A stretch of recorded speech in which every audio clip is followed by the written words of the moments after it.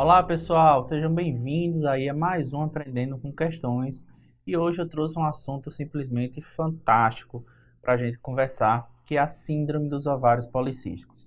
Pessoal, dos assuntos da endocrinologia ginecológica, esse é com certeza o que mais cai em prova, tá? E é um assunto que as bancas adoram. Então a gente vai passear aqui por uma série de questões onde a gente vai aprender todos os conceitos importantes desse assunto para as provas de residência, beleza? Então, bora começar lá na nossa primeira questão. Pessoal, é uma questão que discute aí temas relacionados com a fisiopatologia da SOP. Então, vamos tentar responder essa questão. Então, pessoal, a SOP é o distúrbio endócrino mais comum da mulher em idade reprodutiva, ou seja, no menarqume, ok? E aí, a SOP é uma doença que combina hiperandrogenismo com anovulação crônica. Como é que funciona? Ó, então, tudo começa nas alterações da pulsatilidade do GnRH, que é o hormônio liberador das gonadotrofinas. Essa alteração da pulsatilidade favorece a produção de LH em detrimento da produção de FSH. Se eu tenho mais LH sendo produzido do que FSH, a relação LH sobre FSH fica caracteristicamente maior do que 2. Isso é típico da SOP, tá bom? Pensa, pessoal, a gente sabe que o LH atua nas células da teca e leva as células da teca a produzir androgênios. Se eu tenho mais LH disponível, eu produzo mais androgênios. Então, a gente chega no hiperandrogenismo da SOP, tá? E aí, esses androgênios, a gente sabe que eles são convertidos nas células da granulosa em estradiol. Porém, preste atenção. Na SOP, eu tenho queda do FSH. E o FSH é importante para induzir as células da granulosa a converterem os androgênios em estradiol. Isso não acontece na SOP porque eu tenho um FSH menor. Olha que interessante, esses androgênios vão ser convertidos em estrona. E onde é que isso acontece, a conversão em estrona? Acontece nos tecidos periféricos. Então, a SOP, ao mesmo tempo que ela tem uma produção ovariana reduzida de estradiol, ela tem uma produção periférica aumentada de estrona, tá? E aí aqui tem uma divergência importante entre os autores. Alguns autores consideram que essa relação aumentada da estrona em relação ao estradiol caracteriza um hiperestrogenismo. Então, eu tenho muito estrogênio, mas é a estrona, não o estradiol. Por quê? Porque eu estou convertendo aquele monte de androgênio perifericamente em estrona. Outros autores consideram que, como eu tenho queda do estradiol e aumento da estrona, no final das contas eu teria um normoestrogenismo. Existe divergência de opinião entre os autores, tá bom? Pessoal, além da alteração da pulsatilidade do GnRH, existem mais alguns detalhes na fisiopatogenia da SOP, tá? Vamos ver que interessante é isso daqui, pessoal. Ó, a gente viu na SOP, a gente tem hiperandrogenismo, tá? A gente viu isso. O hiperandrogenismo vai lá no fígado e leva à redução da proteína ligadora dos hormônios sexuais, a SHBG. Se eu tenho menos SHBG circulando, eu tenho um aumento dos androgênios livres, que são os androgênios ativos. Esses androgênios vão lá nos receptores de insulina e fazem com que haja aumento da resistência periférica à ação da insulina. Com isso, eu tenho hiperglicemia. Já que eu tenho resistência à insulina, eu tenho hiperglicemia. A hiperglicemia age no pâncreas, levando à liberação de mais insulina. Essa insulina em excesso tem duas ações. Vai lá no fígado, tá? E participa da redução da SHBG. Então, além do hiperandrogenismo, a gente tem a insulina também. E vai lá nas células da teca aumentar a produção de androgênios. Então, percebam que é um ciclo que se retroalimenta. A resistência à insulina, com hiperinsulinemia, reduzindo SHBG, isso levando ao hiperandrogenismo, e associado com a hiperinsulinemia, a gente tem aí aumento da obesidade nos pacientes, porque tanto um como o outro aumenta a deposição de gordura abdominal, tá? Então, vê que doença interessante, ela se retroalimenta, beleza? Bora lá para a nossa questão, Henrigues 17. Analisa os fatores abaixo relacionados à fisiopatologia da síndrome dos ovários policísticos. 1. A estimulação da esteroidogênese ovariana pela insulina. A gente viu isso? Viu, né, pessoal? No finalzinho lá embaixo, ó, a insulina leva ao aumento da produção de androgênios. Então, a 1 está correta. 2. Estimulação da síntese hepática de SHBG. Na verdade, é redução, não é estimulação. Ele diminui a SHBG. 2 está falso. 3. Níveis elevados de estrona devido à conversão periférica. A gente não viu isso? Conversão periférica dos androgênios produzindo estrona. E 4. Menor sensibilidade hipofisária ao gene RH na secreção do LH. Na verdade, a alteração da pulsatilidade leva a aumento do LH, ok? Então, aqui também está falso. A resposta aqui correta seria 1 e 3, letra B de bola. Beleza? Então, tudo aquilo que eu falei para vocês caiu exatamente na prova da Henrigues, tá? Vamos mais uma? Vamos falar agora sobre os riscos. Quais são os riscos que a paciente com SOP tem e por que a gente se preocupa com essa doença? Então, vamos lá, pessoal. A paciente com SOP, ela está sujeita a alguns riscos. Primeiro, fatores relacionados com a síndrome metabólica e com risco cardiovascular. Então, obesidade, a insulina e o hiperandrogenismo depositam gordura visceral, gordura abdominal, isso é fator de risco cardiovascular. Fatores da síndrome metabólica, a gente vai entrar o hiperandrogenismo, a própria obesidade, o diabetes que vem associado em algumas dessas pacientes, tudo isso aumentando o risco metabólico, a síndrome metabólica com risco cardiovascular. E aí tudo vai convergir para um risco cardiovascular elevado, tá? Além disso, a gente tem as questões endócrinas. Pessoal, eu tenho uma doença onde eu tenho produção de estrogênio. Esse estrogênio, ele vai agir, tá, no endométrio da paciente. E lá no endométrio da paciente, ele predispõe a hiperplasia e até o câncer endometrial, inclusive em pacientes jovens, pode levar a quadros de sangramento disfuncional devido a essa alteração endometrial causada pelo excesso de estrogênio. Além disso, devido à obesidade, devido aos fatores metabólicos, a paciente com SOP tem mais apneia obstrutiva do sono e também tem associação com infertilidade. E por último, os riscos relacionados com a própria gestação. Pacientes gestantes com SOP estão sob maior risco de abortamento, de síndrome hipertensiva, diabetes na gestação e parto prematuro. Então, é uma doença que tem vários riscos significativos, por isso que a gente precisa aprender e por isso que ela cai tanto nas provas de residência, tá? Vamos ver lá a questão do HOS. Então, pessoal, quais são os riscos? O maior risco de todos. Então, pessoal, câncer de colo uterino não está relacionado com a SOP. Do mesmo jeito que doenças da adrenal não tem relação com a SOP, tá? E insuficiência renal também não. Adenoma hipofisário não tem relação com a SOP, tá, pessoal? A SOP é uma alteração nos pulsos do GNRH.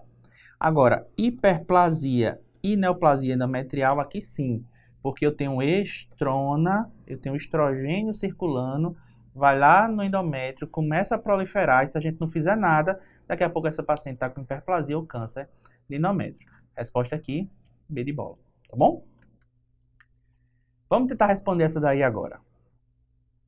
Pessoal, uma coisa que a gente precisa ter bem claro em mente, isso cai bastante em prova, são as manifestações clínicas da SOP. A gente precisa reconhecer as pacientes com SOP. Qual é o quadro clínico? Primeiro, oligoamenorreia. Então, a paciente tem distúrbios do padrão menstrual. Outra queixa importante das pacientes é infertilidade. Pensa, se minha paciente não menstrua adequadamente, significa que ela não ovula adequadamente. Se ela não ovula adequadamente, ela não produz o óvulo, ela vai ter infertilidade, tá? Sinais clínicos de hiperandrogenismo. Se eu tenho muitos androgênios circulando, eu vou ter os sinais clínicos desse excesso. Então, ó, hirsutismo, presença de pelos em lugares que deveriam ter pelos apenas nos homens, seborreia no couro cabeludo, pele oleosa, acne e alopécia são sinais clínicos do hiperandrogenismo. E a paciente também pode ter acantose nigricans, que é essa mancha escura e aveludada em região de dobra, tá? É o principal sinal clínico da resistência à insulina que acompanha a SOP, tá bom? Bom, vamos ver mais um pouquinho sobre manifestações hiperandrogênicas que cai bastante em prova, tá? Então, a forma da gente avaliar o hiperandrogenismo da paciente é a avaliação do hirsutismo. Para avaliar o hirsutismo, a gente vai utilizar a escala de Fermat-Gawey. Como é que funciona?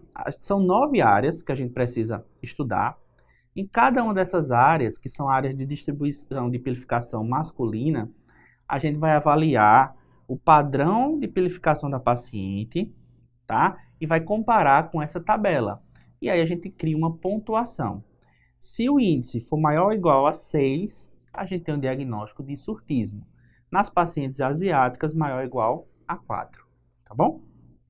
Outra manifestação de hiperandrogenismo é a alopécia. E aqui a gente tem a escala de Ludwig. A escala de Ludwig divide a alopécia em 3 tipos, tá? A depender da rarefação de pelos aqui no couro cabeludo. Então, no tipo 1, eu tenho uma rarefação, mas eu ainda tenho bastante pelo ali recobrindo. No tipo 2, eu já tenho uma rarefação maior e os pelos são mais separados um do outro. No tipo 3, eu tenho uma alopécia propriamente dita, tá bom? E para a gente fazer o diagnóstico? A gente tem um quadro clínico, suspeitou de SOP, como é que a gente fecha o diagnóstico? Pessoal, o critério diagnóstico mais famoso é o critério de Rotterdam. Para a gente fechar o diagnóstico, a gente precisa de 2 dos 3 critérios de Rotterdam. Então, quais são eles? Hiperandrogenismo clínico ou laboratorial, disfunção ovulatória, representado aí pelos distúrbios da menstruação, né? Então, oligoamenorreia, e presença de cistos ovarianos, tá? Foliculares. Para eu dizer que é SOP, teriam que ter 12 ou mais folículos. Esses folículos precisam ser pequenos, medir menos do que 1 milímetro, do que 10 milímetros, perdão. Então, de 2 a 9 milímetros. Ou eu tenho um único ovário medindo mais do que 10 centímetros cúbicos de volume, tá? Então, são múltiplos cistos periféricos, assim, caracteriza o ovário com SOP, tá bom? Existem outros critérios, tá, pessoal? O critério do NIH segue os mesmos critérios de Rotterdam. A diferença é que ele dividiu a SOP em 4 fenótipos, porque nem sempre a paciente tem a clínica completa da SOP. Então, o fenótipo do tipo A é o fenótipo completo da síndrome. Ela tem hiperandrogenismo, disfunção ovulatória e ultrassom característico. No fenótipo B, o que é que não tem? O ultrassom. Então, ela só tem o hiperandrogenismo e o distúrbio ovulatório. No fenótipo do tipo C, a paciente tem o hiperandrogenismo, mas tem a alteração ultrassonográfica, mas não tem disfunção ovulatória. E no fenótipo do tipo D, ele tem disfunção ovulatória, tem sinais ultrassonográficos, mas não tem o hiperandrogenismo. Beleza? Então, essa é a diferença desse critério para o critério de Rotterdam. Ainda tem mais um, tá? A Sociedade de Excesso de Androgênios tem um critério de diagnóstico muito parecido com o critério de Rotterdam. A diferença está aqui, ó. Eles considerariam mais do que 20 folículos para poder dar o diagnóstico de SOP, tá? Então, para eu dar o critério da policistose ovariana, eu teria que ter mais do que 20 folículos, beleza? Então, vamos lá para a nossa questão. Universidade Federal do Paraná, 2021. Uma paciente nuligesta, de 32 anos, chega para consulta ambulatorial por dificuldade de engravidar, então, infertilidade. Ela relata tentativa nos últimos 2 anos, então tem mais de 18 meses de tentativa, a gente considera como infertilidade.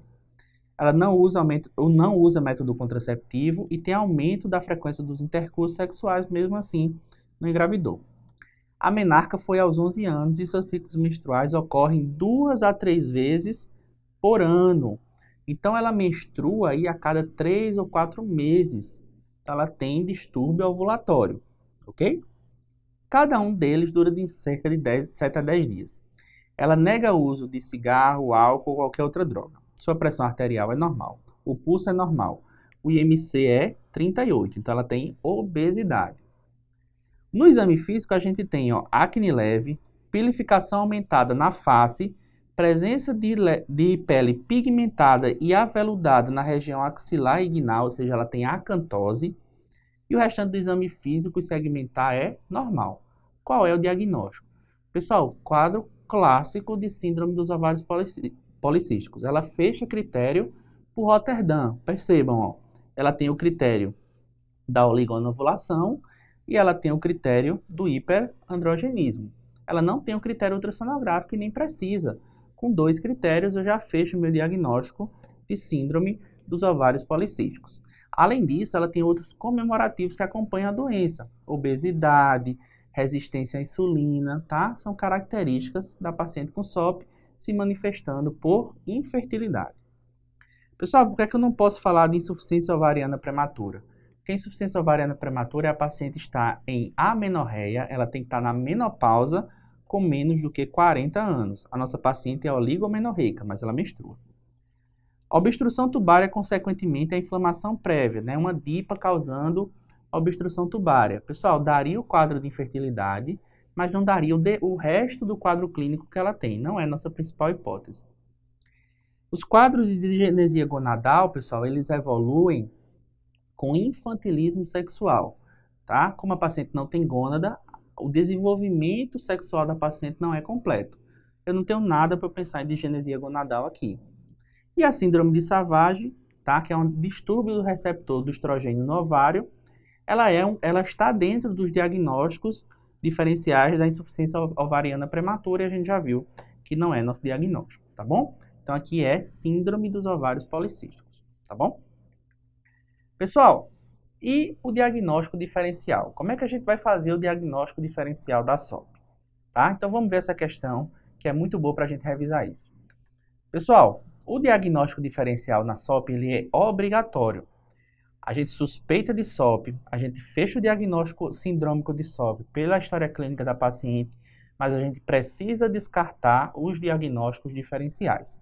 Eu trouxe aqui para vocês o resumão, tá? Qual é o diagnóstico e qual é o exame. É isso que as questões vão cobrar de vocês. Então, ó, na hiperplasia suprarrenal congênita de início tardio, o nosso exame que a gente vai pedir é a 17-hidroxiprogesterona. Porque na hiperplasia suprarrenal congênita, na forma tardia, a gente tem a ausência de uma enzima, geral a 21-hidroxilase, e com isso eu tenho desvio da cascata adrenal para o lado dos androgênios. Então, a dosagem da 17-hidroxiprogesterona dá esse diagnóstico. Na síndrome de Cushing, a gente vai dosar o cortisol. Os tumores produtores de andrógenos, seja no ovário, seja na suprarrenal, a gente dosa os androgênios. Que androgênios, pessoal? Testosterona total, o sulfato de DEA, tá? E a androstenediona. São exemplos de androgênios que a gente pode dosar para fazer esse diagnóstico. Dosamos também a prolactina, para fazer o diagnóstico diferencial com a hiperprolactinemia, que pode dar irregularidade menstrual, e o TSH, para descartar o hipotireoidismo como diagnóstico diferencial. Então, esse é o conjunto de exames básico para a gente fazer o diagnóstico diferencial da síndrome dos ovários policísticos. Então, vamos ver aqui na questão, ó.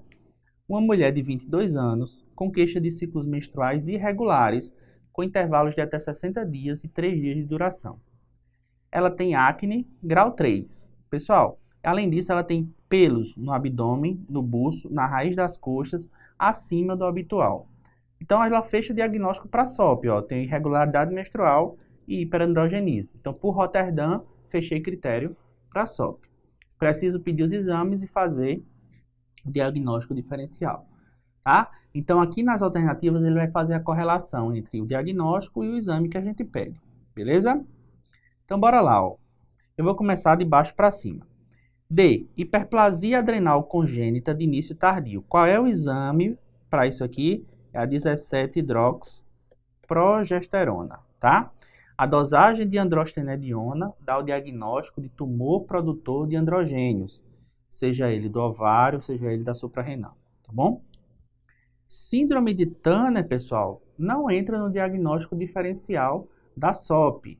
tá? A síndrome de Turner é uma disgenesia gonadal, a gente tem infantilismo sexual. Tumor virilizante do ovário. Pessoal, em geral, o que chama a atenção para um tumor virilizante é a virilização muito rápida. É aquela paciente que não tinha hirsutismo e, de repente, o hirsutismo começa a aparecer muito rápido. Não é esse o quadro clínico. Além disso, a gente dosaria os androgênios, aqueles que eu falei para vocês, tá? Sobrou quem para a gente? Tumor da suprarrenal, dosagem do sulfato de DEA. Essa é a nossa resposta correta, tá? Então, aquele resumão resolve esse tipo de questão aí, ok? Bom, e a gente fez o diagnóstico diferencial, como é que a gente trata a SOP? Então, questão da Faculdade do ABC, São Paulo, 2021. Então, vamos lá, pessoal. Primeiro conceito que a gente tem que ter em mente muito claro. O pilar do tratamento da SOP é a mudança do estilo de vida, tá? Exercício físico, dieta equilibrada é fundamental para que a gente consiga restaurar os ciclos ovulatórios e interferir nas características metabólicas da doença, ok? Além disso, a paciente precisa perder peso. Estima-se aí com a perda em torno de 5 a 10% do peso corporal, já é capaz de restaurar os ciclos ovulatórios, tá bom? O que mais que a gente vai fazer? Cessar o tabagismo e diminuir o consumo de álcool. Então, é um estilo de vida saudável, tá, pessoal? É isso que a gente vai indicar para a nossa paciente. Agora, o anticoncepcional, a gente vai fazer sim ou não? Pessoal, preste atenção. O anticoncepcional, tá? Ele tem duas funções. O componente progestagênico é o mais importante deles. Por quê? Na nossa paciente com SOP, com distúrbio ovulatório, como ela não ovula, ela fica estacionada na primeira fase do ciclo menstrual, produzindo estrogênio. Eu já falei que esse estrogênio vai agir no endométrio, vai levar a hiperplasia, o câncer de endométrio. Então, eu adiciono uma progesterona para proteger o endométrio dela. Então, isso é fundamental. Então, posso usar método combinado, posso usar método só de progesterona. O componente estrogênico da pílula, se a gente fizer uma pílula combinada, qual é a função primordial dele? A função primordial dele é aumentar a SHBG. Porque aumentando a SHBG, eu tiro androgênios livres da circulação e eu melhoro o hirsutismo, a acne da minha paciente, ou seja, o hiperandrogenismo da minha paciente, tá bom? Mas o componente progestagênico, ele é fundamental. Metformina a gente pode usar como tratamento adjuvante na SOP, principalmente nas pacientes com diabetes, obesidade ou sinais de resistência à insulina, tá bom? Então, bora lá para a nossa questão, ó. ABC 2021. Uma mulher de 20 anos de idade com queixa de irregularidade menstrual desde a menarca. Refere que iniciou o uso de anticoncepcional combinado indicado por um colega. No exame clínico, pressão normal, peso de 80, altura de 1,60. Com certeza tem obesidade aqui, né? Acne exuberante na face e no dorso e pilificação aumentada no abdômen e nos membros. Então, novamente, ó, fechou o critério por Rotterdam. Tem disfunção ovulatória, tem hiperandrogenismo. A ultrassonografia transvaginal recente revela múltiplas imagens císticas em ambos os ovários. Então, provavelmente, policistose ovariana, ela teria os 3 critérios de Rotterdam. Considerando o principal diagnóstico é a síndrome dos ovários policísticos, a conduta nessa consulta, segundo as melhores evidências científicas, deve ser. Então, pessoal, qual é o pilar do tratamento da SOP? É reduzir peso, iniciar atividade física, beleza? Todas as outras condutas, exceto a última, são condutas que a gente pode fazer. Então, no caso da metformina, por exemplo, a minha paciente tem obesidade. Ela é até uma candidata à metformina, mas primeiro, reduzir peso, dieta equilibrada, atividade física e reavaliar, tá? C. Iniciar acompanhamento com dermatologista. Pessoal, se o hirsutismo incomodar, se a acne incomodar, se ela não responde às medidas iniciais, o tratamento dermatológico e cosmético é importante. Ok, tá? Estatina não tem indicação para SOP, tá bom? Mas o pilar, o principal do tratamento da SOP está na letra A, ok? Pessoal, o que é que mais que cai sobre SOP? Cai sobre SOP e infertilidade. Então, vamos tentar ver essa questão aí, ó. Pessoal, então o que é que a gente precisa saber sobre a relação de SOP com infertilidade? é como é que a gente vai conduzir esses casos, tá? Para as pacientes que têm SOP e infertilidade, a primeira linha de tratamento é a indução da ovulação utilizando ou o citrato de clomifeno ou o letrozol, tá? Os últimos consensos, eles dizem pra gente que a droga de escolha é o letrozol, tá bom? Então, atualmente é considerada a droga de escolha. Se não resolver, a gente parte para as medicações de segunda linha, tá? Principalmente as gonadotrofinas, mas a gente também pode lançar a mão do drilling ovariano. Drilling ovariano é você ir lá no ovário, fazer vários furinhos, tá? Com isso a gente diminui a produção de androgênios e restaura a ovulação da paciente. Se nada resolver, fertilização in vitro, tá bom? Bora ver na questão A. Então, uma mulher de 35 anos de idade tenta engravidar há 12 meses. Então, como ela já tem 35 anos, 12 meses de tentativa, infertilidade. O casal foi investigado e constatou-se infertilidade por anovulação crônica. Qual é a principal causa de anovulação em paciente jovem? É a síndrome dos ovários policísticos. Ela encontra-se com sobrepeso e tem diagnóstico de SOP. A conduta mais adequada entre as abaixo é... Então, pessoal, qual é a droga de primeira linha? É o letrozol, tá? Quais são as drogas de segunda linha? É o drilling ovariano ou as gonadotrofinas. E, por último, de terceira linha, a gente tem as técnicas da reprodução assistida. Então, a gente vai marcar aqui a letra D de dado. Beleza? Pessoal, espero que vocês tenham gostado aí desse nosso vídeo sobre SOP, tá? Se gostaram, compartilha com os amigos, curte aí a nossa postagem, compartilha nas redes sociais.